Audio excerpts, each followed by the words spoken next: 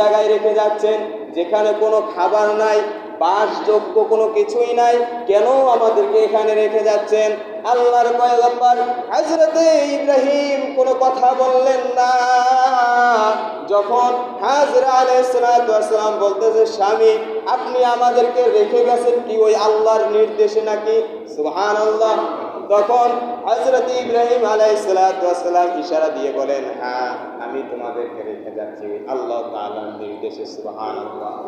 হযরতে হাজরা আলাইহিস সালাতু ওয়াস সালাম বলতেছে, ওহে আমার স্বামী, তাহলে শুনে রাখুন, যে আল্লাহ তাআলা নির্দেশ দিলেন এখানে আমাদেরকে রেখে যাওয়ার জন্য, তাহলে আমাদের জন্য ওই আল্লাহ যথেষ্ট, আর দুনিয়ার কারো সাহায্য দরকার নাই।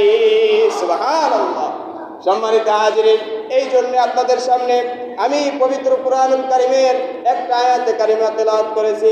আল্লাহ তাআলা বলতেছেন, ওহে নবী আপনি আপনার উম্মতদেরকে বলে দিন, কুল ইন্না সলাতি ওয়া নুসুকি ওয়া মাহইয়ায়া ওয়া মামাতি লিল্লাহি রাব্বিল আলামিন।